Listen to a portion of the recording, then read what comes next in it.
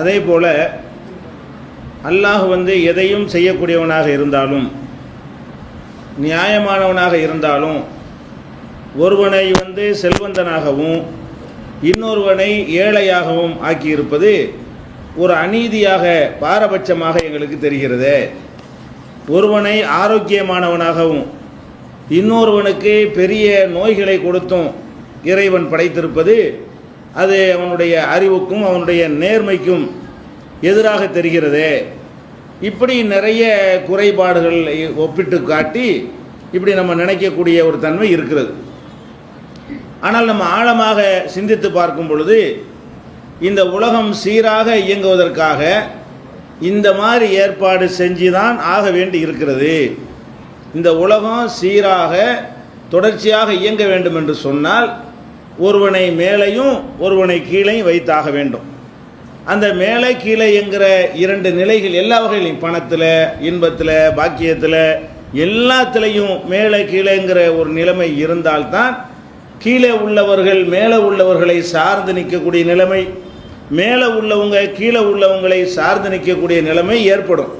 அப்படி இல்லாமல் எல்லாரும் எல்லா வகையான இன்பங்களையும் 100% பெற்று இருந்தால் அதோட அந்த உலகம் என்ன செஞ்சிடும், ஸ்தம்பித்து போய்விடும். உலகமே இயங்காது, உலகத்துடைய நிர்வாகமே நடக்காது என்பதை இதை சுருக்கமாக நேற்றைய தினம் நம்ம சொன்னோம். இதை நல்ல விரிவாக நம்ம இதை புரிந்து கொண்டால்தான் அல்லாஹ் கரெக்டாக தான் செய்கிறான், அவன் விவரமானவன் தான். ஏதோ ஒருத்தனுக்கு நோயை கொடுத்துட்டு இன்னொருத்தனுக்கு நோய் இல்லாமல் ஆக்குறத சமமாக்குறது பெரிய மேற்றவனுக்கு கிடையாது, வேணும்னு தான் ஆக்கியிருக்கிறான். வேண்டுமென்றே தான் ஒருவனை மேலையும் ஒருவனை கீழையும் ஆக்கியிருக்கிறான் என்பதை நம்ம கொஞ்சம் விரிவாக புரிந்து கொள்ள வேண்டும். இப்போ நம்ம வசதி உள்ளவர்கள் ஒரு வாகனம் வைத்திருக்கிறார்கள், கார் வைத்திருக்கிறார்கள். அவங்களுடைய பொருளாதாரத்தை வச்சு இந்த காரை வாங்கி என்ன செய்கிறாங்க, யூஸ் பண்ணுறாங்க. எல்லாரும் சமமாக இருந்தாங்கன்னு வைங்க, எல்லாரும் கார் வாங்க முடியுமா? வாங்க முடியாது. ஏன்? எல்லாருமே சமமான நிலையில் இருந்தார்களே, ஆனால் பொருளாதாரத்தில் எல்லா வகையிலையும் சமமாக இருந்துட்டாங்கன்னு சொன்னால் பணத்தை தான் வச்சுக்கலாமே தவிர அந்த பணத்தை கொண்டு என்ன செய்ய முடியாது. எவனும் கார்லாம் தயாரிக்க மாட்டான், அவன் தான் வசதியாக இருக்கான்ல, அவன் தான் செல்வ செழிப்போடு இருக்கிறான்ல, அந்த மாதிரி வந்துவிடும். ஒரு டிரைவரை வேலைக்கு வச்சுக்கிற முடியுமா? வச்சுக்கிற முடியாது. ஏன்? அப்படியே நானும் 1000 கோடி நீனும் 1000 கோடி, நான் ஏன் உங்கள்கிட்ட டிரைவராக வரேன்னு கேட்பானா இல்லையா? நம்ம ஒரு கார் வாங்கிட்டோம், அவனை கூப்பிடுவோம் வேலைக்கு வான்னு சொல்லி. கார் விற்காது, முதல்ல கடையே இருக்காது, கடையே தொழிலே நடக்காது. அப்போ எல்லாரும் ரூபாயை வச்சு திங்க வேண்டியதான். அந்த மாதிரியான ஒரு நிலைமை தான் உலகத்தில் ஏற்படும். அதுக்கு தான் அல்லாஹ் என்ன செய்கிறான்னு கேட்டால் ஒவ்வொரு மனிதனுக்கும் அதிகமான இன்பங்களை கொடுத்து விட்டு குறைவான துன்பங்களையும் கொடுக்குறான். எல்லா மனிதர்களுக்கும் உலகத்தில் உள்ள யார்கிட்ட வேணாலும் நீங்கள் கேளுங்க, நான் 100% நன்மை பெற்றவன் யாராவது சொல்ல இயலுமா? 100% இன்பத்தை அடைந்து கொண்டிருக்கிறேன்னு சொல்ல முடியுமா? பெரிய கோடானு கோடீஸ்வரன்ட்ட போய் கேட்டு பாருங்க, சொல்ல முடியாது. அமெரிக்க அதிபர்கிட்ட போய் கேட்டு பாருங்க, ஒபாமாட்ட போய் என்ன செய்யுங்க, நீங்கள் 100%ஆன்னு கேளுங்க, தூங்கி 10 நாளாச்சு அவர். ஏன்? அவருக்கு அது மாதிரி 1000 பிரச்சனைகள், 1000 துன்பங்கள், நிம்மதியாக தூங்க முடியாது. அல்கைதா விமானத்தை போட்டுருவோன்னு அவன் பயந்துக்கிட்டு இருப்பான். இன்னும் பலவிதமான டென்ஷன்கள். அப்போ அடுத்த தேர்தலில் ஜெயிக்க முடியுமா, என்ன ஆகுறதுன்றது ஏதாவது ஒன்று இருக்கும்ல. ஒரு நாட்டுடைய பிரதமராக இருக்கட்டும், முதலமைச்சராக இருக்கட்டும், பெரிய அதிகாரியாக இருக்கட்டும், எவராகவே இருக்கட்டும், யாராக இருந்தாலும் நான் 100க்கு 100 கரெக்டு, எனக்கு எந்த பஞ்சாயத்துமே இல்லை, எந்த குறையுமே இல்லை அப்படின்னு சொல்லக்கூடிய ஒருத்தரை பார்க்க முடியாது. அப்போ என்ன நம்ம விளங்கி கொள்ளணும், நம்முடைய குறையை மட்டும் வச்சு இறைவன் குறைவாக்கிட்டான்னு நீங்கள் நினைக்கிறீங்க. ஆனால் உங்களை மாதிரி தான் அவனும் இருக்கிறான், வேற குறை இருக்கிறது. அவன் என்ன நினைக்கிறான், அவன் குறையை பெருசாக நினைக்கிறான். ஒவ்வொரு மனிதனும் அவனுக்கு எது வந்திருக்கிறதோ, தலைவலி வருதுன்னு வைங்களேன், உலகத்தில் அதுதான் பெரிய துன்பமாக அவனுக்கு தெரியும். அவனுக்கு வந்துருச்சுல தலைவலி வந்துருச்சுன்னா உலகத்தில் அவன் அதோட துடிச்சிக்கிட்டு இருப்பான், எய்ட்ஸில் இருப்பான், தலைவலி தாங்க முடியல. வயிற்று வலி வந்துருச்சுன்னு வைங்க, அவனுக்கு அதான் பெருசு. அவனுக்கு வரக்கூடிய விஷயங்கள் தான் அவனுக்கு பெருசாக தெரியுமே தவிர அதை விட பெரிய துன்பத்தில் ஒருத்தன் துடிச்சிக்கிட்டு இருந்தாலும் அவனுக்கு இது தெரியாது. ஏன்? இவனுக்கு வரல. இந்த ஒரு சைக்காலஜி அடிப்படையில் தான் நம்ம எல்லாருமே என்ன செய்கிறோம், நமக்கு ஒரு துன்பம் வந்த உடனே உலகத்தில் நமக்கு மட்டும்தான் துன்பம் வந்திருக்குது, மற்ற எல்லாரும் நல்லா இருக்கிறாங்க அப்படின்னு நினைக்கிறீங்க. கிடையவே கிடையாது. எல்லாரும் துன்பத்தில் தான் இருக்கிறான். எல்லாருக்குமே மனக்குறை இருக்குது, எல்லாருக்குமே நிறைவேறாத ஆசைகள் இருக்கிறது, எல்லாருக்குமே ஏக்கங்கள் இருக்கிறது, எல்லாருக்குமே ஒரு குறைபாடு இருந்து கொண்டிருக்கிறது. இந்த எல்லாருக்கும் குறை இருக்குதுன்னு விளங்கிட்டீங்கன்னு சொன்னால், அந்த குறை அல்லாஹ் எப்படி படைச்சிருக்கான்னா ஒரே மாதிரி குறையாக்கல. எல்லாரையும் வறுமையாக்கினால் உலகம் இயங்காது, எல்லாரையும் செல்வந்தனாக்கினால் உலகம் இயங்காது, எல்லாத்தையும் நொண்டியாக்கி விட்டாலும் உலகம் இயங்காது, எல்லாத்தையும் குருட்டு பயிலாக்கினாலும் என்ன செய்யாது, உலகம் இயங்காது.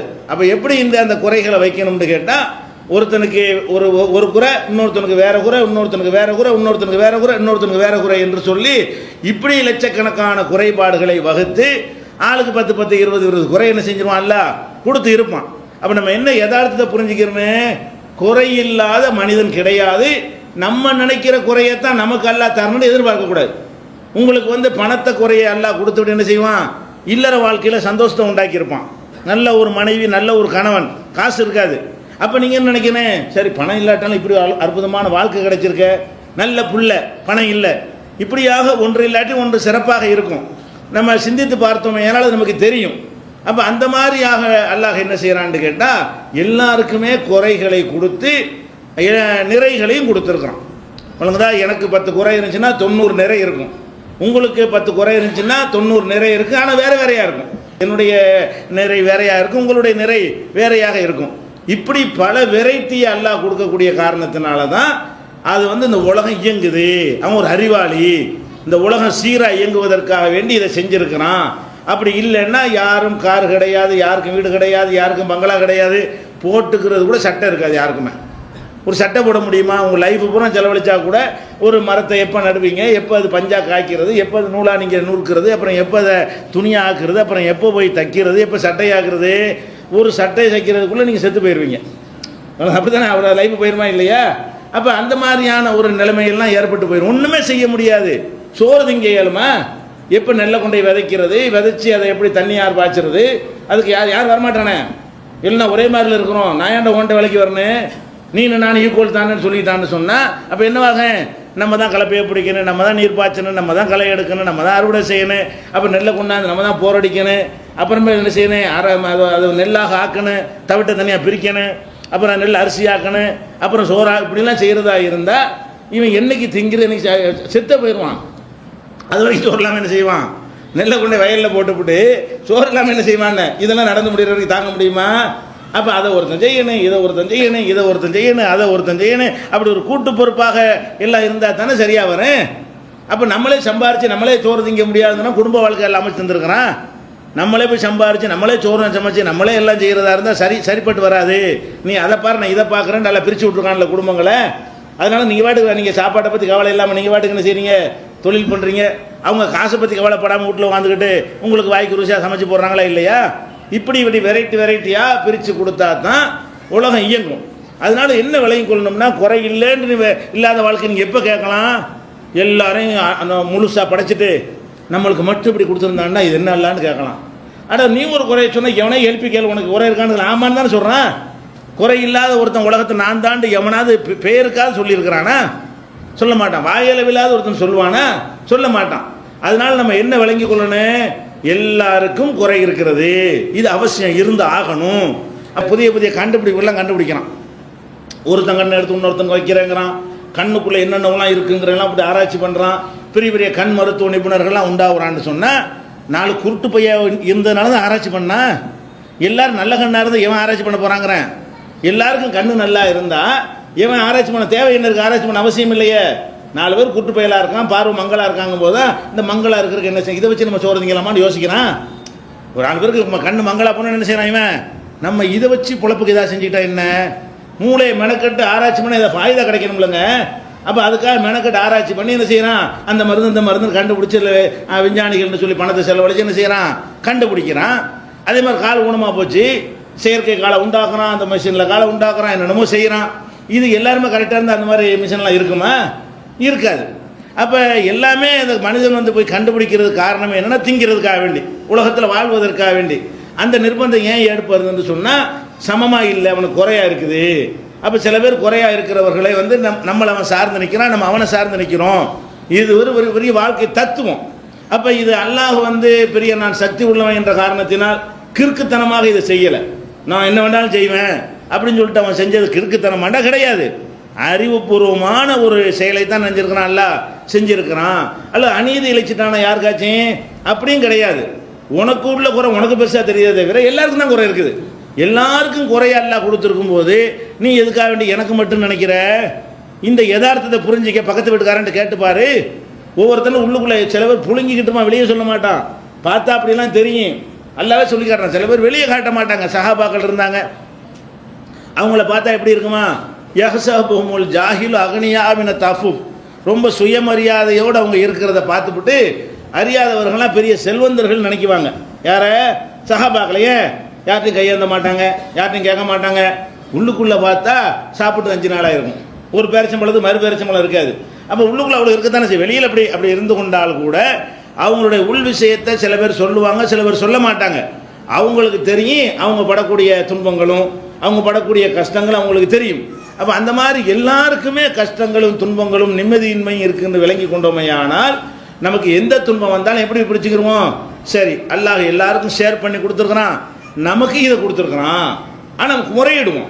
நேற்று சொன்னபடி என்ன செய்வோம், அல்லாஹ்விடத்தில் முறையிடுவோம். அதை முயற்சி பண்ண சொல்லி அல்லாஹ் உத்தரவு போட்ட காரணத்தினால அதை மாற்றுவதற்கு முயற்சியும் பண்ணுவோம். அதுக்கு மேலேயும் இதாப்பா உனக்கு மாற்றலாம் முடியாது அப்படின்னு அல்லாஹ் ஒரு முடிவு எடுத்துட்டான்னு சொன்னால் ஓகே, அல்லாஹ் செஞ்சால் நன்மையாக தான் இருக்கும். இதில் போட்டு அழுத்திக்கிட்டு வேலை இல்லை, இதில் போட்டு தலையை சொரிஞ்சு ஒரு மண்டையில் ஏற்றிக்கிட்டு குழம்பி போய் நிற்கிறதுல அர்த்தம் இல்லை என்று ஒரு சாதாரணமாக எடுத்துக்கொண்டு பார்த்தோமே ஆனால் நமக்கு என்ன செய்யாது, ஒரு மனக்குழப்பம் வராது.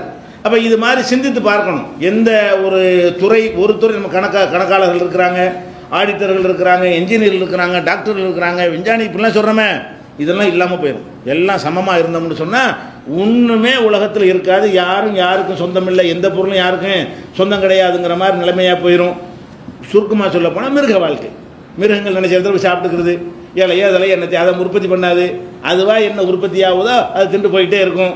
அந்த மாதிரியான ஒரு நிலைமை வரக்கூடாது என்பதற்காக பகுத்தறிவு வழங்கப்பட்ட மனுஷன் இவனுக்கு குறைய வச்சா அவர் பேஸ் பண்ணி நின்றுவான். மிருகத்துக்கு பகுத்தறிவு வைக்கலை, அதனால் அதுக்கு போய் இது தேவையில்லை, அதிகமான குறைகளை வைக்கக்கூடாது அப்படிங்கிற அடிப்படையில் எல்லாம் நினைஞ்சிருக்கிறான், நமக்கு அருள் செஞ்சுருக்கிறான். அறிவை யூஸ் பண்ணுறதுக்கே இது ஒரு காரணமாக இருக்குது. நம்ம இப்போ மனிதன் இன்றைக்கி பல விஷயங்களை கண்டுபிடிக்கிறானா இல்லையா, அதுக்கெல்லாம் என்ன காரணம், நம்ம நல்லா இருக்கணும், டெவலப் ஆகணும், வளரணும்னு ஒரு ஆர்வம் இல்லாட்டி செய்வானா, நிறைய சம்பாதிக்கணும், நிறைய ஒரு புகழடையணும், பேர் வாங்கணும் இப்படிலாம் நினைக்கிறான்ல. இதெல்லாம் நினைக்கிறதுக்கெலாம் காரணம் என்னன்னு கேட்டால் மார்க்கெட் பண்ணலாம், குறை இருக்குது. எல்லாரும் கார் வச்சுருந்தா பஸ் விடுவானா, பஸ் எதுக்கு விட்றான், எல்லாத்தையும் காரு இல்லை, ஒரு பஸ்ஸை விட்டோம்னா ஒரு 50 பேர் ஏறுவான், அவனுக்காக நம்ம பஸ்ஸை தயாரிப்போம் இப்படி நினைக்கிறனா இல்லையா. இப்படி ஒவ்வொரு விஷயத்தையும் சிந்தித்து பார்த்தோமே ஆனால் இது ஒரு அழகான செட்டப்பு, குறை சொல்கிற செட்டப் இல்லை. அல்லாஹ் செஞ்சுருக்கிற அந்த செட்டப் இருக்குல்ல, நமக்கு 4 குறை இருக்கிறத வச்சுக்கிட்டு இந்த செட்டப்பை குறை சொல்லிடக்கூடாது. நமக்கு 4 குறை இருக்குதுன்னு நினைச்சால் இது ஒரு நன்மைக்கு, உலகம் நல்லா இயங்குவதற்கு அல்லாஹ் செஞ்ச ஒரு விஷயம். அதனால் அவன் அறிவோடையும் நுணுக்கமான ஒரு தீர்க்கமான எண்ணத்தோடையும் தான் செஞ்சிருக்கிறானே தவிர விளங்காமல் இப்படி ஒரு குறைகளை அல்லாஹ் வைத்து விடவில்லை. இதை என்ன செஞ்சிடணும், இதை விளங்கி கொண்டோம்னு சொன்னால் ஒரு குழப்பமும் இருக்காது, பஸ்தி வணங்கிடணும். அடுத்து என்னென்னு கேட்டால் சில விஷயங்கள் குறை எல்லாத்துக்கும் இருக்கும். ஆனால் சில குறைகளை பார்த்தீங்கன்னு சொன்னால் எல்லாத்துக்கும் இருக்குன்றாலும் இது ரொம்ப ஓவராக தெரியும். அதாவது ஒருத்தனுக்கு சோறு இல்லை, வறுமையாக இருக்கிறான், அதெல்லாம் ஓரளவுக்கு என்ன செய்வோம், சின்ன குறைன்னு எடுத்துக்கிறோம்.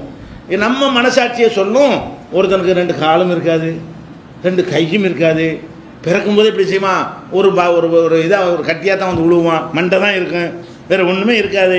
மனிதனாக அவன் உலகத்தில் வாழவே முடியாதுன்னு சொன்னால் அவன் அந்த குறைக்கு நிகராக வேறு குறை இருக்குமா, அது பெரிய குறை தானே. அந்த மாதிரி ஒரு குறைக்கு நிகராக ஒரு குறை இருக்காது. அதே மாதிரி சில பேருக்கு என்ன செய்யும்னா தாறுமாறான குறையாக இருக்கும். இது ஓரளவுக்கு பேலன்ஸ் பண்ணி நமக்கு 10 அவனுக்கு 10 பரவாயில்லை. ஒருத்தனுடைய குறை எந்த அளவுக்கு இருக்கும்னு கேட்டால் இது மாதிரி ஒன்று நமக்கு வரவே கூடாது என்று நினைக்கக்கூடிய அளவுக்கு, எந்த குறை வேண்டாலும் வரட்டான்ல, எனக்கு இந்த மாதிரி வந்துட வேணாம் அப்படிங்கிற மாதிரியான குறைபாடுகள்லாம் சில பேருக்கு இருக்கும். அப்போ அந்த இடத்துல என்ன வரும், அப்போ ஒரு பாரபட்சமாக தெரியுது. குறைன்னு சொன்னால் எல்லாருக்கும் ஆளுக்கு 10 மார்க்கு சகஜமாக குறைச்சாலும் பரவாயில்லை. ஒருத்தர் கோழி முட்டை அளவுக்கு போட்டு குறைச்சி வச்சா என்ன அர்த்தம் அப்படிங்கிற மாதிரி நம்ம அல்லாஹ்வுடைய நீதியில் அவன் நீதியானவன் தானே, அவன் நினைந்தாலும் செய்யலாம், நினச்சது செய்வான், யாரும் கேள்வியே கேளாது, இருந்தாலும் நீதியாக தானே செய்வான் அவன் அப்படிங்கிற மாதிரி நம்ம நினைத்தோமையானால் அதுக்கும் இந்த இஸ்லாம் மார்க்கத்தில் என்ன செய்கிறது, ஆன்சர் இருக்குது. இந்த மார்க்கத்தில் தான் அதுக்கு ஆன்சர் இருக்கிறது. வேறு எந்த மனோதத்துவ நிபுணர்கள்ட்டையும் அதுக்கு என்ன கிடையாது, விடை கிடையாது. அதுக்கு என்ன விடை என்று கேட்டால், முஸ்லீம்களை பொறுத்த வரைக்கும் நம்ம இந்த உலகத்தை மட்டும் நம்பி நம்ம என்ன செய்யலை, வாழக்கூடாது. இது ஒரு சின்ன ஒரு பரீட்சை காலம். 50 வருஷம் 60 வருஷம் என்பது என்ன, இது சின்ன ஒரு காலம் தானே. இது இந்த குறுகிய காலத்தில் என்ன செய்கிறோம், நேற்று ஆரம்பித்த மாதிரி இருக்கு, 9 நாள் ஓடி போச்சு. அப்போ நம்ம லைஃப்பில் 9 நாள் குறைஞ்சிருச்சு. நம்ம வாழ்நாளில் 9 நாள் குறைஞ்சிருச்சு. யோசிச்சு பார்த்தா 9 நாள் அவ்வளோ சீக்கிரமாக போச்சுன்னு நினைக்கிறோம். அப்போ நம்ம வயசு 9 நாள் அதிகமாகி போச்சுன்னு தானே அர்த்தம். மரணத்தை நெருங்கி பயணம் வேகமாக போய்கிட்டே இருக்கிறோம்.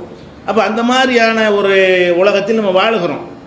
இந்த உலகத்தில் சில குறைபாடுகள் ஏற்படுமையானால் இதையெல்லாம் நிறைவு செய்வதற்காக, இன்னும் அதிகப்படியாக தருவதற்காக அல்லாஹ் என்ன செய்கிறான்னு கேட்டால், மறுமைன்னு ஒன்று நமக்கு வச்சிருக்கிறான். சில பேருக்கு கூடுதலான துன்பங்கள் எல்லாம் கொடுத்துட்டான்னு வைங்க, ஒப்பிட்டு பார்த்தா கூட கணக்கு டேலி ஆகாது. அவனுக்கு கொடுத்த குறையும் எனக்கு கொடுத்த குறையும் எந்த வகையிலையும் சமமாக ஆகாது அப்படின்னு சொல்லக்கூடிய அளவுக்கு சில குறைகள் சில பேருக்கு இருக்கும், ரொம்ப குறைந்த நபர்களுக்கு இருக்கும். அப்போ அந்த நேரத்தில் நம்ம அல்லாஹ் வந்து நீதியாக நடக்கலை என்று நம்ம நினைத்து விடக்கூடாது என்பதற்காக வேண்டி, அல்லாஹ் தான் நீதியானன் என்று காட்டுவதற்காக வேண்டி உலகம் இயங்குவதற்கு இந்த குறையும் வச்சிடறான்.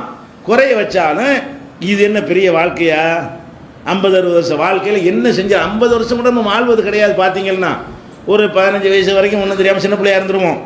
ஒரு விஷயத்தையும் நம்ம வந்து உணர்ந்து ரசித்து ஒரு இன்புறக்கூடிய பருவம் அது கிடையாது. 15 வயசுக்கு பிறகு விவரம் தெரிஞ்ச பிறகு தான் என்ன செய்யணும், நம்ம ஏதோ ஒரு வாழ்க்கைங்கிறத நம்ம அனுபவிக்கணும். எவ்வளோ காலத்துக்கு அனுபவிப்போம், ஒரு 50 வரைக்கும் தான் அனுபவிப்போம். அதுக்கு மேலே பார்த்தா என்ன செய்கிறது, அங்கே பிடிக்குது இங்கே பிடிக்குது, திங்க முடியலை திங்க முடியல, தூங்க முடியலை, அப்புறம் அப்படி ஆகிடும். அப்போ 15-35 வருஷம் தான். ஒரு 60 வருஷம் வாழ்ந்தோம்னு சொன்னால் என்னவாயிருது, ஒரு 35 வருஷம் தான் நம்ம என்ன செய்யணும், அந்த உலகத்தில் வாழ்கிறோம். அந்த 35லையும் பாதி நேரம் தூக்கத்தில் போயிடுது, பாதி ராத்திரி புறம் தூங்கிடுறீங்களா, அப்போ அதில் ஒரு 17 வருஷம் ஓடி போயிடுது. ஒரு 17 வருஷம் நம்ம மொத்தத்தில் வாழ்கிறது கணக்கெடுத்து என்னது, 17 வருஷம் தான் இந்த அதை அனுபவிச்சுக்கிட்டு இருக்கிறோம். அப்போ இந்த ஒரு அற்பமான உலகத்தில் நமக்கு சில துன்பங்கள் வந்தாலும் இதுவா நமக்கு லட்சியம்? அல்லாஹ் வந்து இதுக்காக வேண்டிய நம்மளை படைச்சான். இதுக்கு அப்புறம் ஒரு வாழ்க்கை இருக்கிறது. நம்மளை படைச்ச இறைவன் வந்து திரும்ப நம்மளை வந்து உயிராக்குமா, அது அவனுக்கு லேசானது. முதல்ல படைக்கிறது தான் கஷ்டம், அதையே செய்கிறான் அவன்.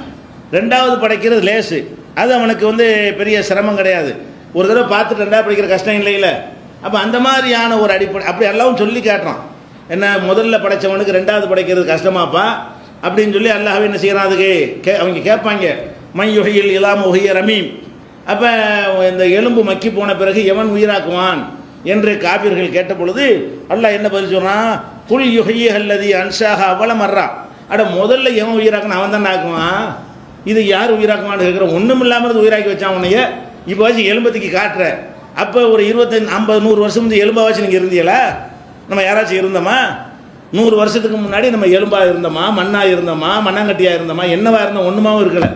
அப்போ எதுவாகவும் இல்லாமல் இருந்த நம்மை அல்லாஹ் படைத்திருக்கும் பொழுது இப்போ ஒரு எலும்பு கிடைக்குதுன்னு அதை வச்சு படைக்க இயலாதா அப்படின்னு நல்லா பதில் சொல்கிறான்.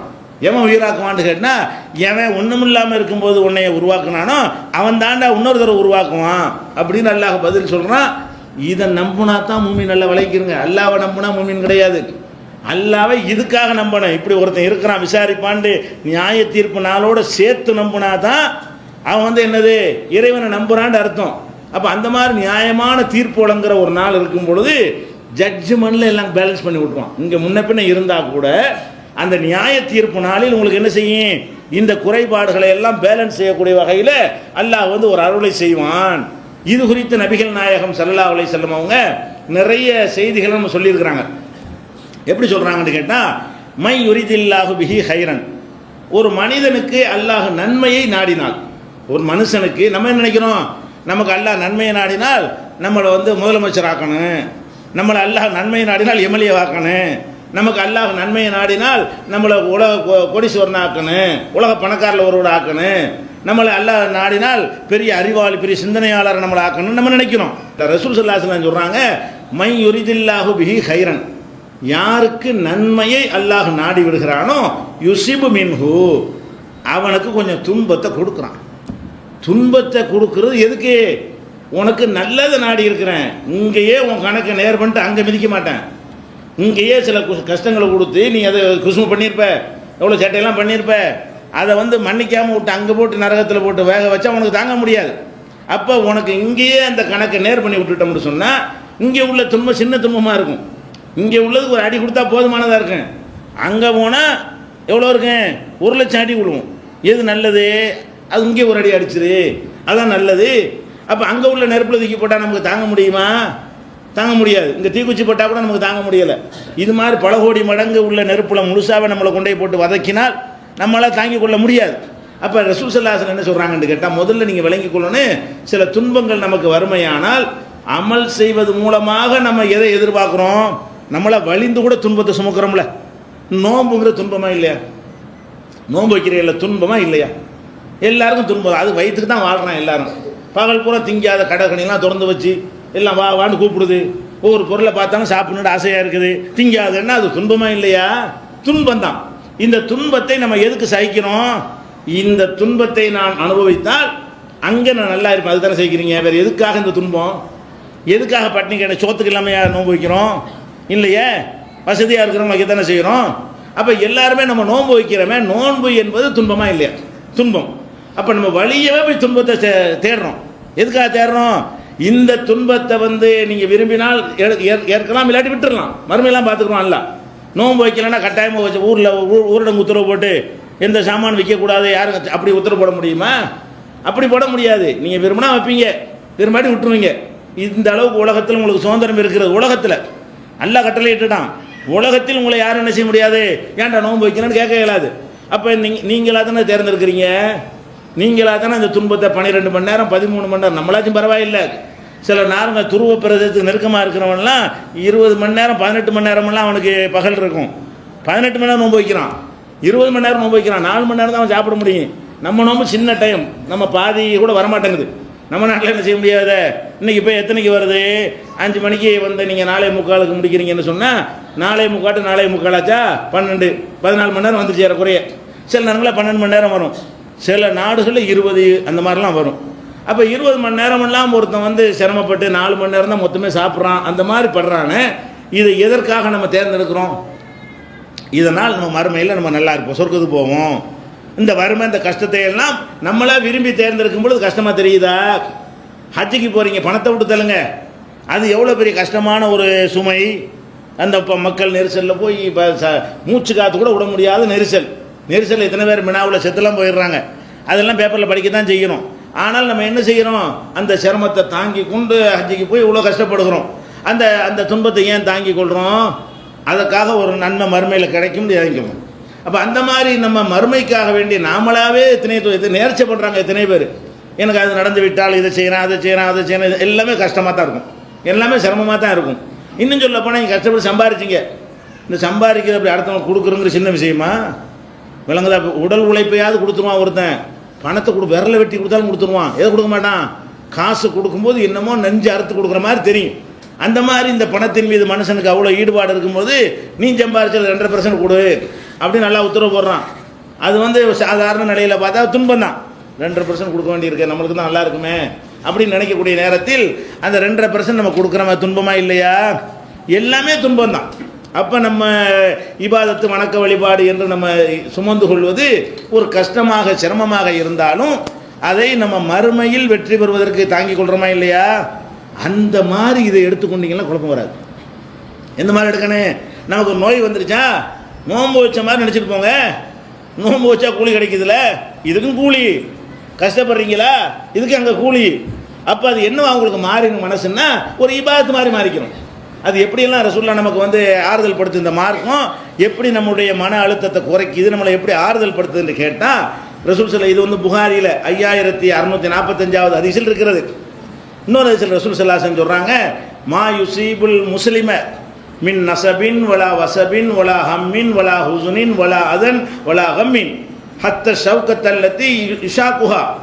ஒரு மனிதனுக்கு முஸ்லீமுக்கு ஏற்படக்கூடிய இன்னல், துன்பம், கவலை, வேதனை, தொல்லை, காலில் குத்துற முள்ளு உள்பட இப்படி ஏதாவது உனக்கு ஏற்படுமையானால் இல்லா கஃபர் அல்லாஹு பிஹி ஹத்தாயாஹு, அதற்காக வேண்டி அல்லாஹ் அவனுடைய ஒரு தவறை மன்னிக்கிறான். நம்மளுக்கு ஒரு முள்ளு குச்சின்னு வைங்க, அதுக்கு என்னதுக்காக குத்துது? முள்ளு குத்திருச்சு, அதை சைத்து கொண்டோமையானால் அப்போ அங்கே ஏதோ ஒரு பெரிய சம்மட்டி அடிக்கு பதிலாக இங்கே ஒரு முள்ளோட க்ளோஸ் பண்ணிட்டான் கணக்கு. அங்கே ஒரு சம்மட்டி அடி உழுகுற அளவுக்கு நம்ம பண்ணியிருக்கிறோம்.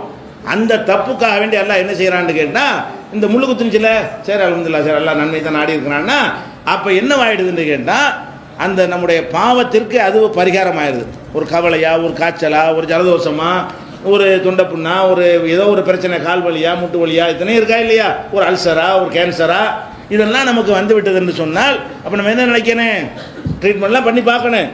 அது பண்ணுறது கடமை, அதெல்லாம் உத்தரவிட்டிருக்கிறான்.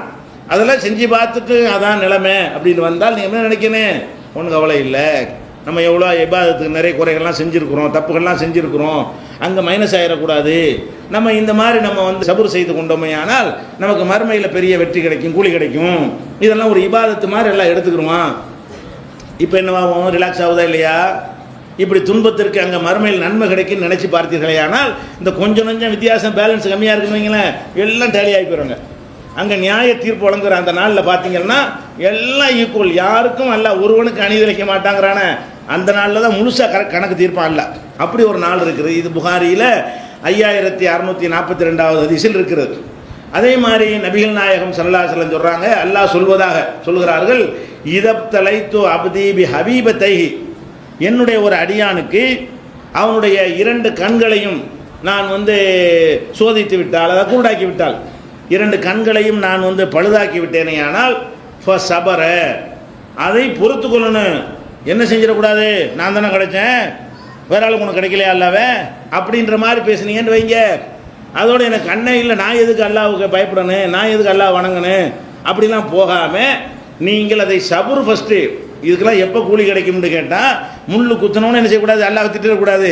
அது என்ன துன்பம் வந்து என்ன செய்யக்கூடாது, ஒரு ஆள் வீட்டில் மூத்தா போனவுடனே அல்லாஹ் உனக்கு கண் இருக்கா காது இருக்கான்னு கேட்குறது கற்றுவாங்க. பொம்பளைலாம் ஒப்படைக்கும் என்ன செய்வாங்க, உனக்கு கண் இருக்குதா காது இருக்குதா, என் பிள்ளையை தான் எடுக்கணுமா என் புருஷனை தான் எடுக்கணுமா, இந்த மாதிரி எல்லாம் சொல்லாமல் சபுர் செஞ்சால் தான் கூலி. கூலி கூட எப்போ வரும், சபுர் செய்யணும். சபுர்னா என்னது, சபுருக்கு வழி எல்லாம் சொல்லித்தரான் எப்படின்ட்டு அடுத்து வரும் அது. அப்போ சபுர் செய்ய அல்லாஹ் எப்படி சொல்கிறான்னு கேட்டால், என்னுடைய அடியானுக்கு 2 கண்களை நான் வந்து பழுதாக்கும் பொழுது இப்போ சபர, அவன் அதை பொறுமையோடு சகித்து கொள்வானேயானால் அவ்வள் துஹு மின்ஹுமல் ஜன்னா, அந்த 2 கண்ணுக்கு பதிலாக நான் சொர்க்கத்தை கொடுத்துட்றேன். உனக்கு 2 கண்ணு தானடா இல்லை, இந்தடா சொர்க்கம். அங்கே குருடன்லாம் இருக்க மாட்டோம், இங்கே குருடானா இருக்கிறான், அங்கே குருடனாக இருப்பான், இருக்க மாட்டான். 2 கண்ணு போனதுக்காக வேண்டி ஈமான் இருந்தால் கன்ஃபார்ம் சொர்க்கம். 2 கண்ணும் போச்சு, சபுர் செய்யணும். சபுர் செய்து விட்டானேயானால் அவன் சொர்க்கத்திற்கு செல்வது நிச்சயம்.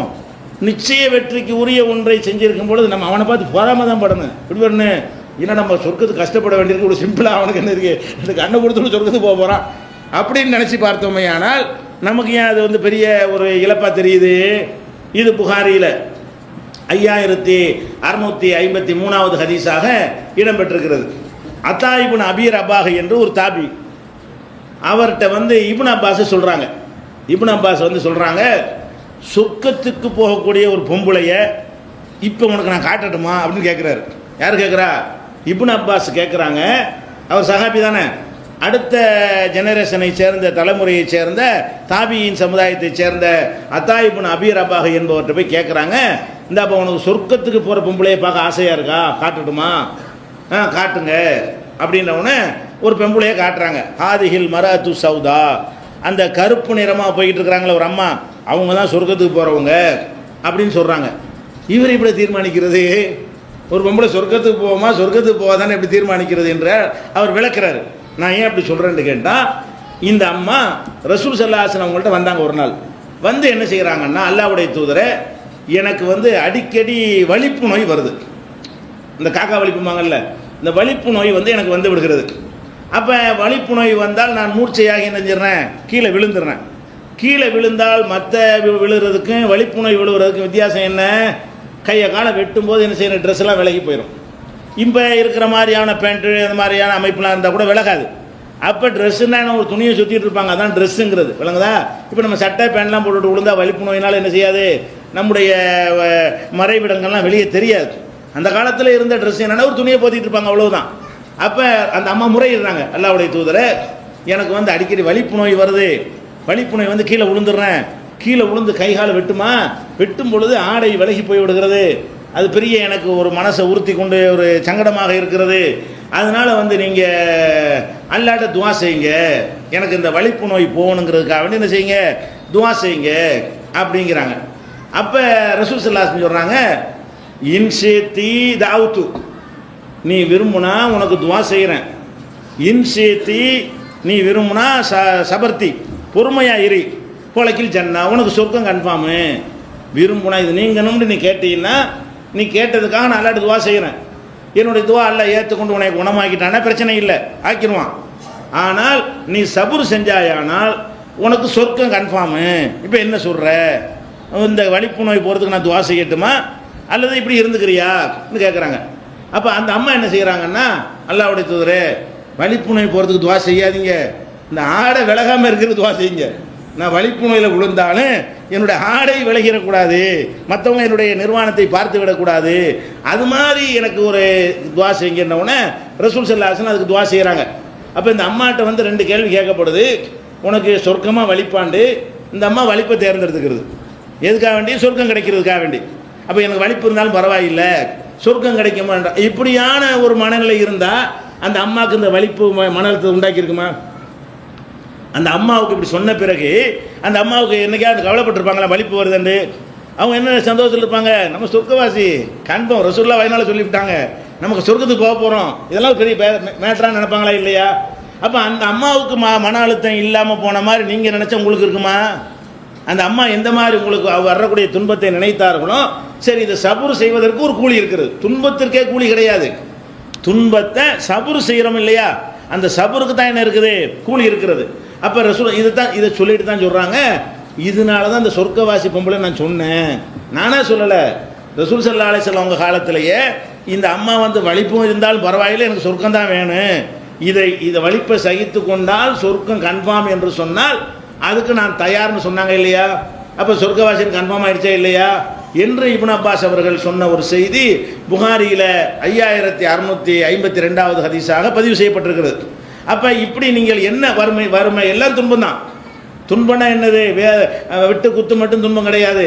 வறுமை, பிள்ளை நல்லா இல்லாட்டி வறுமை, பொண்டாட்டி சரி இல்லாட்டி ஒரு மன அழுத்தம், பிள்ளை சரி இல்லாட்டி வருது, எல்லாமே தான், எல்லாமே வந்து நமக்கு துன்பங்கள் தான். முள்ளு வரைக்கும் சொல்லிட்டாங்களே, எந்த மாதிரி துன்பங்கள் வந்தாலும் அதை சகித்து கொண்டீர்களேயானால் அது உங்களுக்கு நன்மை. நபிகள் நாயகம் ஸல்லல்லாஹு அலைஹி வஸல்லம் சொல்கிறாங்க, இது வந்து மூமினுக்கு மட்டும்தான் கிடைக்கும். இந்த மறுமை அல்லாஹ்வை நம்பாதவன் துன்பத்தை அடைகிறான்னு வைங்க, அவன் சகிக்கிறவ போகிறான், நான் இந்த துன்பத்தை அடைவதால் எனக்கு சொர்க்கம், அவன் தான் நம்பவே இல்லையே, எனக்கு சொர்க்கம் கிடைக்குன்னு அவன் நினைக்கவா போகிறான், அவனுக்கு கிடையாது. அதை ரசூல் ஸல்லல்லாஹு அலைஹி வஸல்லம் சொல்கிறாங்க, அஜபல்லி அம்ரில் மூமினி, ஒரு மூமினுடைய காரியம் உண்மையில் ஆச்சரியமாக இருக்கிறது. ஒரு மூமினா ஒருத்தன் இருந்தான்னு சொன்னால் அவனுடைய காரியங்களை சிந்திக்கும் பொழுது எனக்கே ஆச்சரியமாக இருக்குது. அவங்க ஆச்சரியப்படுறாங்க, என்ன ஆச்சரியம், இன்ன அம்ரஹு குல்லஹு கைர், அவனுக்கு எது நடந்தாலும் நல்லதாகவே முடியுது. ஒரு மூமினை பொறுத்த வரைக்கும் எது நடந்தாலும் நல்லது தான், இது ஆச்சரியமாக இருக்கிறது. உலைச தாக்கலி அகதின் இல்லாலில் மூமினி, இந்த ஒரு நிலைமை உலகத்தில் மூமின்களை தவிர யாருக்கும் கிடையாது சொல்லிட்டு அது எப்படின்னு விளக்குறாங்க. எப்படி விளக்குறாங்க, இன் அசாபத்துஹு சர்ராவு, அவனுக்கு ஒரு பெரிய இன்பம் கிடைச்சிருச்சுன்னு வைங்க, உடனே சக்கரை அல்ஹம்துலில்லாஹ்னு நன்றி செலுத்திடுறான். அப்போ காண கைரல்ல நல்லா போச்சு. ஒரு இன்பம் கிடைக்குன்னு வைங்களேன், திமுறா இல்லாமல் நான் பதவி அடைஞ்சிட்டேன் அப்படி சொல்லாமல், எந்த இன்பம் கிடைச்சாலும் எந்த சந்தோஷம் கிடைச்சாலும் அவன் அதனுடைய புகழை யாருக்கு சொந்தமாக்கிடுறான், இறைவா இது எனக்கு சம்பந்தம் கிடையாது, உனக்கு தான் எல்லா புகழுன்றணும். நமக்கு பெரிய ஒரு கோடீஸ்வரன் ஆகிட்டோமா என்ன செய்யணும், நான் என் திறமையில் கோடீஸ்வரன் ஆகிட்டேன்னு சொல்லக்கூடாது, அல்ஹம்துலில்லாஹ் எல்லா புகழும் உனக்கு தான் அப்படின்னு சொல்லிடணும். ஒரு மல்யுத்த போட்டியில் ஜெயிச்சிட்டோமா, ஒரு கபடியில் ஜெயிச்சிட்டோமா, ஒரு பரிசையில் பாஸ் ஆகிட்டோமா, என் திறமை எப்படிப்பட்ட திறமை தெரியுமா அப்படின்னு சொல்லாமல் என்ன செய்யணும், அல்ஹம்துலில்லாஹ். நீங்கள் பாஸ் ஆகிட்டீங்கன்னு யாராவது உங்கள்கிட்ட சொன்னால் என்ன செய்யணும், உடனே அல்ஹம்துலில்லாஹ். உங்களுக்கு குழந்தை உண்டாயிருச்சுன்னு சொன்னால் என்ன செய்யணும், உங்கள் மனைவி கன்சீவ் ஆகிட்டாங்கன்னு சொன்னால் அல்ஹம்துலில்லாஹ். புள்ள பெற்றுட்டாங்கன்னா அல்ஹம்துலில்லாஹ். நோயாளியாக இருந்தவர் ஆரோக்கியம் அடைஞ்சிட்டு அல்ஹம்துலில்லாஹ். இப்படி எது கிடைச்சாலும் பெருசோ சின்னதோ எது நமக்கு கிடைச்சாலும் சக்கரை, சரியான மூமின் என்ன பண்ணுறான், நன்றி செலுத்துறான். நன்றி செலுத்தின உடனே ஓக்கான ஹைரன் லஹு, அது அவனுக்கு நல்லதாகி விடுகிறது, இது நன்மைக்கு. ஒயின் அசாபத்துகு லர்ராவு, அவனுக்கு துன்பம் வந்துருச்சுன்னு வைங்க, அப்போ சபுர் செஞ்சுக்கிறான். அல்லா நீ செஞ்சால் நான் என்ன செய்ய முடியும், நீ எனக்கு கொடுக்குறேன்னு நல்லது தானே செய்வேன், அதனால் நான் சபுர் செஞ்சுக்கிறேன் அப்படிங்கிறானா, இப்போ காண ஹைரன் லஹு, அப்போ அதுவும் நல்லதாகி விடுகிறது. அப்போ ஒரு மூமினுக்கு நல்லது நடந்தாலும் நல்லது தான், கெட்டது நடந்தாலும் நல்லது தான். மூமினுக்கு எதுவும் கெட்டது கிடையாது. மூமினுக்கு செல்வமும் நல்லது தான், வறுமை நல்லது தான். ஆனால் எப்படி ஃபேஸ் பண்ணுறதை பொறுத்து. செல்வம் திமிரு வந்தால் நல்லதாகாது.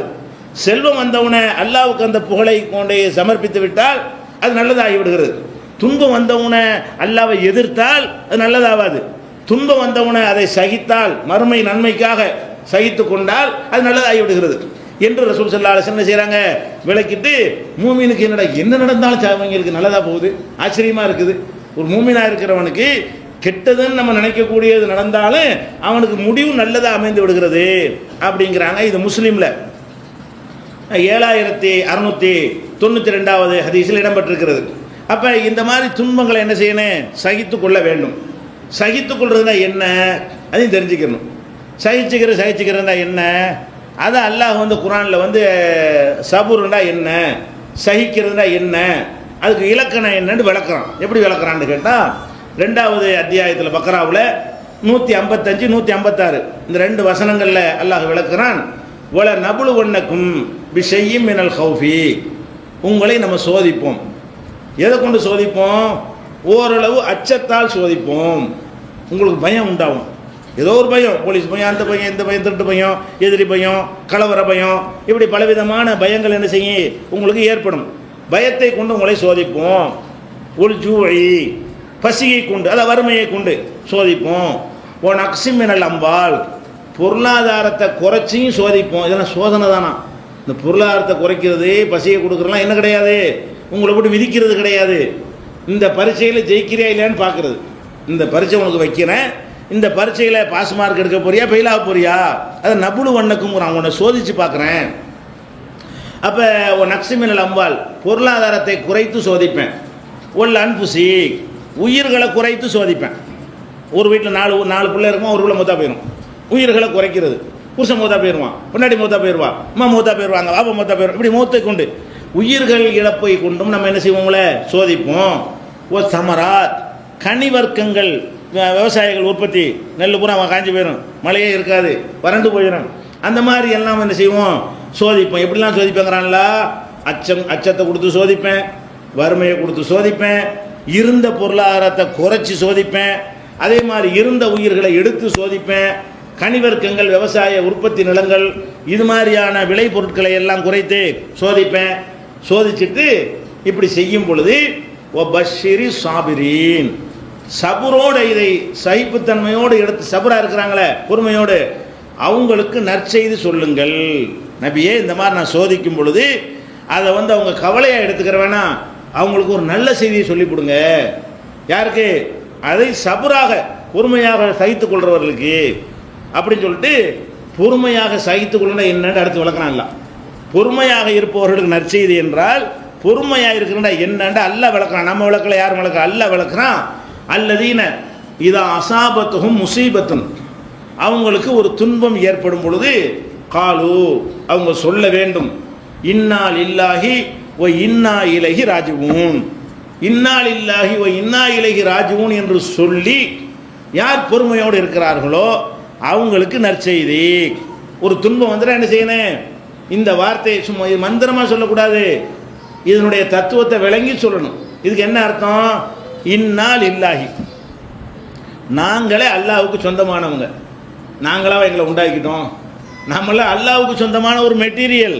இந்த மைக்கு எனக்கு சொந்தம் நம்ம சொல்லிக்கிறோம் இல்லையா, அந்த மாதிரி அல்லாஹ்வுக்கு நம்ம சொந்தமானால், நமக்கு எப்படி இந்த மைக்கு சொந்தமோ, நம்ம போட்டுக்கிற சட்டை எப்படி நமக்கு சொந்தமோ, அந்த மாதிரி நாம என்னவா இருக்கிறோம்னா அல்லாஹ்வுக்கு சொந்தம். அப்போ இன்னா லில்லாஹி, நாங்கள் அல்லாஹ்வுக்கு உரியவர்கள். ஓ இன்னா இலைஹி ராஜிஊன், நாங்கள் அவன்கிட்ட திரும்பி போக போகிறோம். இது என்ன பெரிய இழப்பு? எல்லாமே அவனுக்குரிய, அவன் தான் நம்மளை படைச்சிருக்கிறான், அவன் நம்மளுக்கு கொடுத்தான்னு சொன்னால் நம்ம அல்லாஹ்வுக்கு உள்ள ஆளுக்கு, அல்லாஹ்வுக்கு உள்ள ஆளுங்கும்போது அவன் என்ன செஞ்சாலும் கேட்டுக்கிறது தானே வேணும். நம்ம எப்படி எதிர்க்கிறது, இதுக்கு எதிராக எப்படி புரட்சி பண்ணுறது அப்படிங்கிற கருத்து இருக்கிறது. அது போக இன்னொரு உலகம் இருக்கிறது, இன்னா இலைஹி ராஜிஊன், நம்ம அங்கே தான் போக போகிறோம். அங்கே போனால் நம்ம கரெக்டாக என்ன செய்வான், நல்ல தீர்ப்பு தருவான், இந்த துன்பங்களுக்கெல்லாம் சேர்த்து கூலியை தருவான். இந்த நம்பிக்கையோட இன்னா லில்லாஹ், எந்த துன்பம் வந்தாலும் எந்த இன்பம் வந்தாலும் அல்ஹம்துலில்லாஹ் சொல்லுங்கள். எந்த துன்பம் வந்தாலும் என்ன செய்யுங்க, இன்னா லில்லாஹி வ இன்னா இலைஹி ராஜிஊன். இந்த மாதிரி நீங்கள் சொல்லிவிட்டார்களே, ஆனால் வெறுமன வாயளவில் சொல்லாம என் பாப்பா மூத்தா போயிட்டாரா என்ன செய்யணும், இன்னா லில்லாஹ். பாப்பா மட்டும் நானே அல்லாஹ்வுக்குள்ள ஆளு, பாப்பா அல்லாஹ்வுக்கு சொந்தமான ஆள். அல்லாஹ்வுக்கு சொந்தமான ஆள் வந்து அல்லாஹ் எடுத்துக்கிட்டான். பாப்பா அம்மா மூத்தா போயிட்டா அம்மா யாருக்கு சொந்தம், அல்லாஹ்வுக்கு சொந்தம். அப்போ அண்ணன் மூத்தா போயிட்டா அண்ணன் அல்லாஹ்வுக்கு சொந்தம், புள்ள மூத்தா போயிட்டா புள்ள யாருக்கு, எனக்கு சொந்தமா? ஏன் புள்ள எனக்கு சொந்தம் கிடையாது, அல்லாஹ்வுக்கு சொந்தம். உலகத்தில் உள்ள அத்தனை பேரும் அல்லாஹ்வால் படைக்கப்பட்டதுனால ஒருத்தன் ஒரு பொருளை தயாரித்து அவன் தானே சொந்தக்காரன். இதை நான் தயாரித்தா நீங்கள் சொந்தக்காரன் ஆக முடியுமா? யார் ஒன்றை தயாரிக்கிறானோ அவன் தான் உண்மையான உரிமையாளன். நம்ம போலியா எனக்கு அந்த வீடு, எனக்கு இந்த வீடு, அந்த வீடு 1.5 ஏக்கர் எனக்கு 4.5 ஏக்கர் நீங்களா உண்டாக்குனீங்க, அதை 1.5 ஏக்கர் நீங்களா படைச்சிய, அதெல்லாம் ஒன்றும் கிடையாது. அந்த 1.5 ஏக்கருக்கு சொந்தக்காரன் யார் தான், ஒரிஜினல் எஜமான அல்லாஹ் தான். அப்போ எல்லாமே அல்லாஹ்வுக்குரியதாக இருக்கும் பொழுது அவனுக்கு உரியதைக்கு அவன் என்ன செஞ்சாலும் நம்ம என்ன கேட்குறதுன்னு முதல் சொன்னேன். அந்த 4 தன்மை, அந்த அவன் ரப்பு, அவன் சக்தி பெற்றவன், எதை வேணாலும் செய்வான், அவனுக்கு ரைட் இருக்கிறது, அதான் இன்னா லில்லாஹில் அர்த்தம். அப்போ நாங்களே அல்லாஹ்வுக்குரியவர்களாக இருக்கிறோம், அவன்கிட்ட திரும்பி செல்வோம் அப்படின்னு சொல்லி சகித்து கொண்டால் நற்செய்தி சொல்லுங்கள். நற்செய்தி என்ன நற்செய்தி? உலாயிக்க அலைஹிம் ஸலவாத்தும் மிர் ரப்பிஹிம் வ ரஹ்மா. அவர்களுக்கு அல்லாஹ்விடமிருந்து பேரருளும் அருட்கொடைகளும் வந்து கொண்டே இருக்கின்றன. ஓ உலாயிக்கஹுமுல் முஹ்ததூன், அவங்க தான் வந்து நேர்வழி பெற்றவர்கள்னு சொல்லி இந்த நற்செய்தி. இந்த மாதிரி துன்பங்களை சகிச்சுக்கிட்டாங்கன்னா அவங்களுக்கு அருள் சொரிஞ்சுக்கிட்டே இருப்பேன். அவங்க சகித்து கொண்டார்களே ஆனால் என்ன செய்வேன், என் அடியான பார்த்தீங்களா துன்பத்தை கொடுத்து என்ன செய்கிறான், ஐயா அல்லாஹ் இறைவனுக்கு அந்த ரைட் இருக்குன்னு ஒத்துக்கிறான், என்னுடைய பெருமையை ஒத்துக்கிறான், நான் நினைச்சதை செய்யறதுக்கு எனக்கு அதிகாரம் இருக்குன்னு ஒத்துக்கிறான், என்னிடத்தில் கூலியத்தான் எதிர்பார்க்கணும் தவிர நான் என்னை மறுக்கலவன், என்னை ஏசலை, என்னுடைய வழிபாட்டை குறைச்சிடல, என்னை வணங்குறதுல எந்த குறையும் செய்யலை அப்படின்னு எடுத்துக்கொண்டு என்ன செய்கிறான்ல வந்து நமக்கு கூலியை தருகிறான். அப்போ இந்த மாதிரி சபுர் செய்து கொண்டோமையானால் அதில் வந்து நமக்கு அதிகமான கூலி கிடைக்கிறது. இதனால வந்து நம்முடைய மன அழுத்தம் குறைஞ்சி போயிடும். எந்த துன்பம் வந்தாலும் என்ன செய்யணும், சபுர் செஞ்சுக்கிறணும். இன்னும் சொல்ல போனால் நபிகள் உலகத்தில் எல்லா இன்பங்களையும் ஒருத்தருக்கு அல்லாஹ் கொடுக்குறதா இருந்தால் யார் கொடுத்துருக்கலாம், நபிகள் நாயகம் ஸல்லல்லாஹு அலைஹி வஸல்லம் கொடுத்துருக்கலாம். ஏன், அவங்க வந்து அகில உலக நபியாக்கியிருக்கான், இறுதி நபியாக்கியிருக்கிறான். இப்ராஹிம் அலைஹிஸ்ஸலாத்துக்கு அடுத்த நிலையில் அவங்கள தான் என்ன செய்கிறான் அல்லாஹ் வந்து ரொம்பவும் புகழ்ந்து பாராட்டி அவங்கள சொல்கிறான். மக்காம மஹமூதா என்கிற உயர்ந்த இடத்துல எழுப்பு என்று சொல்கிறான். அந்த அளவுக்கு ஒரு உயர்ந்த இடத்தில் நபிகள் நாயகம் ஸல்லல்லாஹு அலைஹி வஸல்லம் அவங்கள எல்லாம் வச்சிருக்கிறான். அவங்க பட்ட துன்ப அளவுக்கு யாருக்காவது கொடுத்தானா? யாருக்கும் கொடுக்கல. அப்போ நம்ம துன்பங்களை கொடுத்தோன்னு என்ன செய்கிறது, இவனை தரத்தின்னு பிடிச்சவன் அப்படி நம்ம நினைக்கிறது, இவனை விளங்காதவன், இவன் வந்து அப்படி நினைக்கிறாங்க. அப்படி கிடையாது. துன்பம் ஒருத்தனுக்கு இருக்கும். அப்போ ரசூலுல்லாஹ் சொல்லணும், அதெல்லாம் ரசூலுல்லாஹ் என்ன செய்யணும், நீ சொல்கிறதா இருந்தா ஒருத்தன் ஏழை இருந்தான்னு வைங்களேன், ஏழை மூஞ்சில் முடிச்சுட்டு ஆஹா இவன் மூஞ்சில் முடிச்சுட்டானே இவன் ஒன்றுக்குள்ள அப்படிலாம் நினச்சிட்டு போட கடை திறக்க போவாங்க. அப்படிலாம் கிடையாது. அவங்கதா அந்த மாதிரினா ரசூலுல்லாஹ் பார்த்து நீ கடை திறக்க மாட்டிய. ரசூல் ஸல்லல்லாஹு இந்த காலத்தில் இருந்தாங்கன்னு சொன்னால் அவங்க தான் ஒன்றா நம்பர் ஏழை. ஏழையில் முதல் மார்க் யாருக்கு போடணும், அவங்களுக்கு தான் போடணும். அப்போ ரசூல் ஸல்லல்லாஹு அலைஹி வஸல்லம் வந்து நோய்வாய்ப்பட்டிருக்கிறாங்க. நோய்வாய்ப்பட்டிருக்கும் போது ஒஹுவ யூவாக்கு வழக்கன் சதீதா, வேதனையில் துடிக்கிறாங்க நோயில்.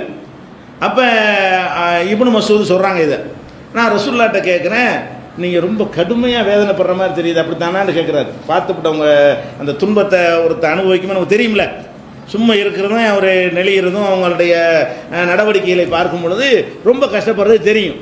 தெரிஞ்சுட்டு கேட்குறாரு, இந்த நோயினால் ரொம்ப உங்களுக்கு கஷ்டமாக இருக்குதோ அப்படின்னு கேட்குறாரு. ரசூல் ஸல்லல்லாஹு அலைஹி வஸல்லம் சொல்கிறாங்க, ஆமாம் அப்படிங்கிறாங்க. அப்போ அவர் கேட்குறாரு, இந்த ரொம்ப துன்பம் தர்றது உங்களுக்கு 2 கூலி தர்றதுக்காகவா, மற்றவங்களோட டபுள் மடங்கு கூலி தர்றதுக்கு தான் இப்படி அல்லாஹ் உங்களை வந்து சோதிக்கிறானா அப்படின்னு கேட்குறாங்க. அப்போ ரசூல் சார், ஆமாம் அதுக்கு தான், எனக்கு ஏன் ஒரு நோயை கொடுத்து அந்த நோயில் அவ்வளோ கஷ்டத்தை கொடுக்குறான்னு சொன்னால் 2 மடங்கு கூலியை தரப்போகிறான் அல்லாஹ், 2 மடங்கு கூலியை அங்கே தருவதற்கு தான் இதை செய்கிறான்னு சொல்லி. அப்போ ரசூலுல்லாஹ் இதுக்கு மன அழுத்தம் வந்துச்சா, துடிச்சுக்கிட்டு இருக்கிறாங்க. அந்த நேரத்துலையும் இதெல்லாம் கூலி இருக்காங்க அப்படிங்கிறாங்க. துடிச்சிட்டு இருக்கிறாங்க, தாங்க முடியலை, உடம்பு காட்டுது, அடுத்த வரைக்கும் தெரியுது அந்த துடிக்கிறது. அது உடம்பு துடிக்கும் போது அப்படிலாம் இருக்க முடியாது. யாராலையும் மனசில் தான் சபர் செய்ய முடியுமே தவிர அந்த வேதனை வழியெல்லாம் இருக்கத்தான் செய்யும், துடிக்க தான் செய்வோம். துடிக்கணும், துடிக்காமலாம் நான் சபராக இருக்குன்னு இருக்க முடியாது. அந்த துடிப்புகள்லாம் இருக்கணும். துடிப்பு ஒரு பக்கம் இருந்தாலும் மனசில் என்ன செய்கிறாங்க, சரி அந்த துடிப்பை நம்ம தாங்கிக்கிறோம்ல, இதுக்கு கூலி இருக்கிறது. இந்த வேதனையை தாங்கிக் கொள்வதற்கு டபுள் கூலி எல்லாம் தரப்போகிறான். சாதாரண வேதனைக்கு நோய்க்கு ஒரு கூலியும், கடுமையான நோய்க்கு இன்னொரு கூலியுமாக 2 கூலியை எல்லாம் தருவான் அப்படின்னு சொல்லிட்டு, எனக்கு மட்டும் இல்லைப்பா அப்படி சொல்கிறாங்க. இது சொல்லிவிட்டு எனக்கு மட்டும் இல்லை, மாமின் முஸ்லிமின் யுசீபுஹு அதன், எந்த ஒரு முஸ்லிமுக்கு துன்பம் நேர்ந்தாலும் இல்லா ஹாத்தல்லாஹு ஹத்தாயாஹு, அவனுடைய தவறுகளை அல்லாஹ் வந்து அழித்து கொண்டே வருகிறான். எந்த அளவுக்கு என்று சொன்னால், மரத்தில் இலைகள் உதிர்ந்து விடுமே, காஞ்சி போன பிறகு இலை உதிர்காலம் வரும் பொழுது உதிர்மை, அந்த மாதிரி தவறுகள்லாம் பொல பொல பொலன்னு கொட்டி போயிடும். எப்போ கொட்டி போயிடும்? ஒரு முஸ்லீமுக்கு துன்பம் ஏறும் பொழுது, துன்பம் நேர்ந்து அவன் சபரும் செய்யும் பொழுது என்று ரசூல் ஸல்லல்லாஹு அலைஹி வஸல்லம் சொல்கிறாங்க.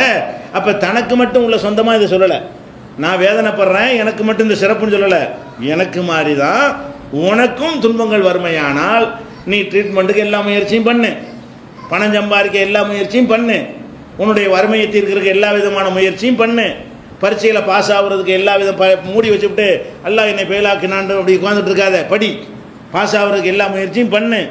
அதுக்கு மேலே மண்டையில் யாராமையும் போயிடும். அல்லது தற்செயலாக இந்த பரீட்சையில் பாஸ் ஆகிறலாம் பெரிய மேட்ரா, இதெல்லாம் தற்செயலாக வர்றது, தற்செயலாக பாஸ் ஆகுறதை தவிர இந்த பரீட்சையில் பாஸ் ஆகுறதுக்கு அறிவுக்கு சம்மந்தமே கிடையாது. அது நான் பரீட்சையில் தோல்விங்கிற தலைப்பில் பின்னாடி விவரமாக என்ன செய்வோம், அதை சொல்லுவோம். பரீட்சையில் தோல்வியெல்லாம் பெரிய மேட்டரை எடுக்கக்கூடாது என்று அது ஒரு தலைப்பு இருக்கிறது.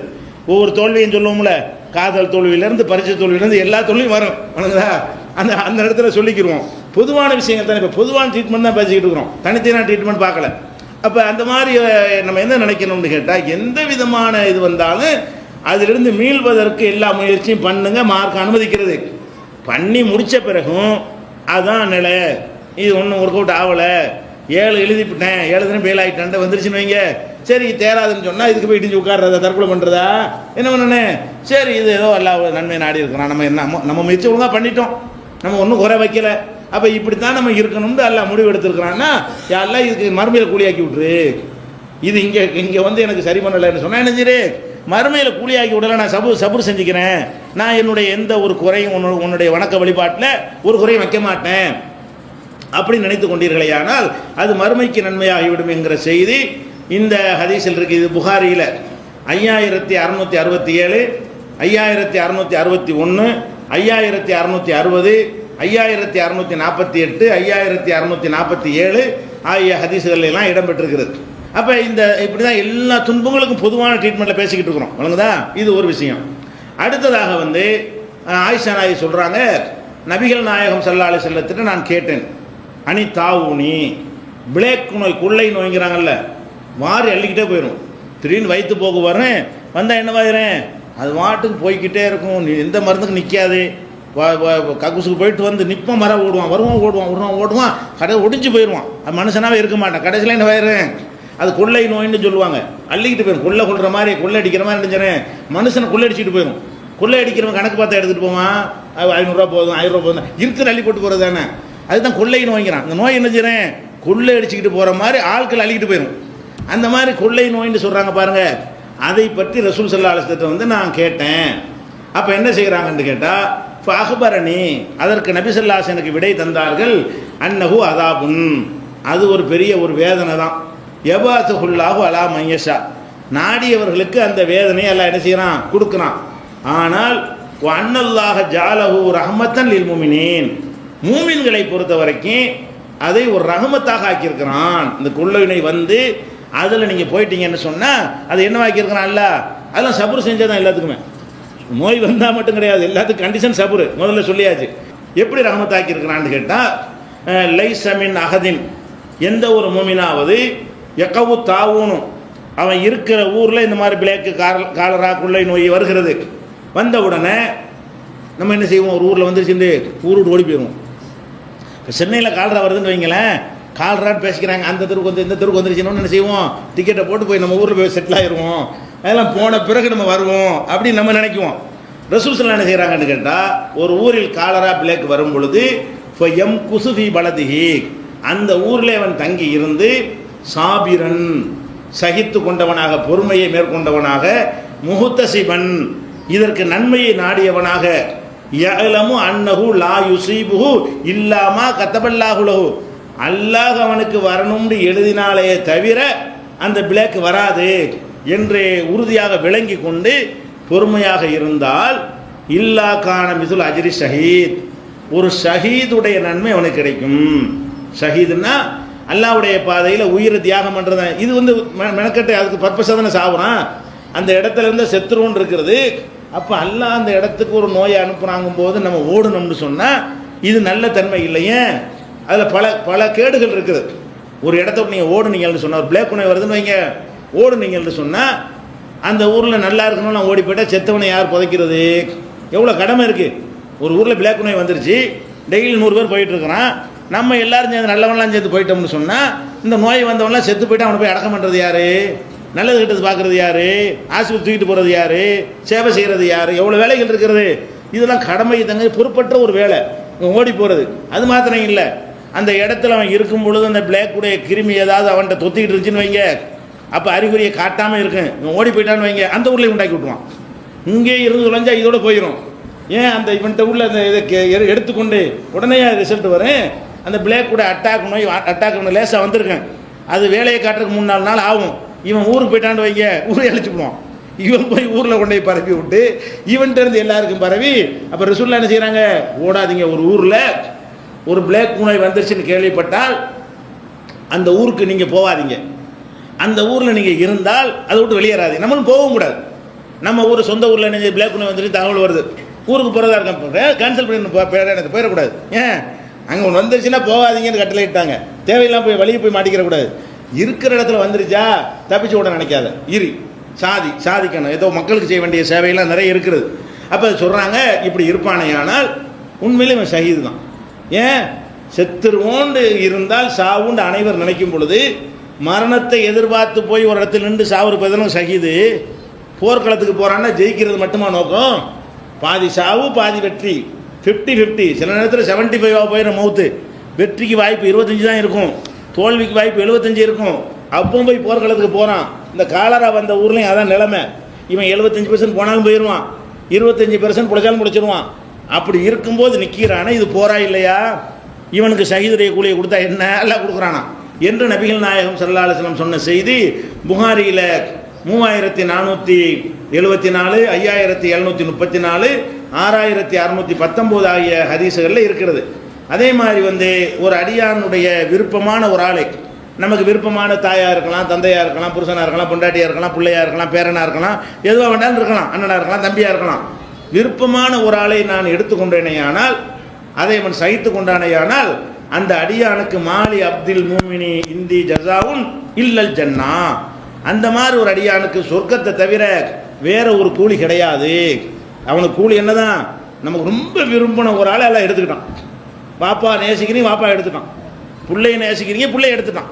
ரொம்ப நேசிக்கிற பிள்ளைய அம்மா என்ன செய்கிறோம்? வேறு அல்லாவுக்கு அந்த ரைட் இருக்கிறது, அவன் கொடுத்தவனுக்கு எடுக்க ரைட் இருக்கிறது.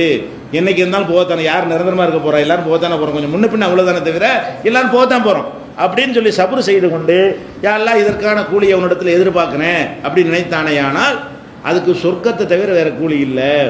இது மாதிரி இதையே சொல்லிட்டு இருக்கலாம். அவ்வளோ ஹதீஸ்கள் இருக்குது. இந்த துன்பங்களுக்கு கிடைக்கக்கூடிய கூலிகள்னு தேடி பார்த்தா எல்லா விஷயங்களையும் சொல்ல வேண்டியிருக்கு. இதையே சொல்கிற அளவுக்கு அவ்வளோ இருக்குது, வண்டி கணக்கில் இருக்குது இந்த மாதிரி ஆறுதல் படுத்தக்கூடிய செய்திகள். அப்போ எவ்வளவு துன்பங்கள் வந்தாலும் நம்ம என்ன செய்யணும்?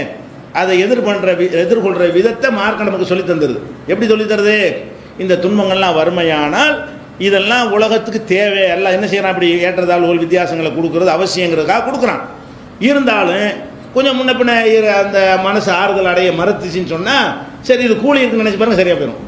இது அல்லாவுக்கு ரைட் இருக்குன்றாலேயே மன அழுத்தம் போயிடும். சரி அல்லாவுக்கு ரைட்டாக இருந்தாலும் ஓவராக தெரியுதுன்னு நினைக்கிறீங்களா? சரி அங்கே கூலி கிடைக்க போதில்ல அப்படின்னு நினச்சி பாருங்கள், அது என்ன ஆயிரும்? சரியாக போயிடும். அப்போ எல்லாமே இந்த மாதிரி ஒரு மயிலறகுனால் அப்படி தடவி கொடுக்குற மாதிரி மருந்து, எந்த மனதத்துவ நிபுணர்களுக்கும் தெரியாத ஒரு மருந்து. அவங்களுக்கு மருமையும் தெரியாது, அல்லாவும் தெரியாது. மனதத்துவ நிபுணர்கள் நாத்திகர்களாக இருப்பாங்க, இல்லாட்டி போலிச்சாமியாருக்கு பக்தர்களாக இருப்பாங்க. ஒன்று இந்த கடைசியில் இருப்பான், இல்லாட்டி அந்த கடைசியில் இருப்பானே தவிர ஒரு ஏகத்துவ ஓரிரை நம்பக்கூடியவனாக இருக்க நீங்கள் எந்த மனதத்துவம் எடுத்துக்கிடுங்க. பாதி பேர் நாத்திகம் பேசுவான், பாதி பேர் என்ன செய்வான்? அவன் சாமியாருக்கு சீடராக இருப்பான். ரெண்டுமே தப்பு. இந்த ரெண்டில் அவன் இருந்து கொண்டு நமக்கு என்ன ஆறுதல் படுத்த போகிறான்?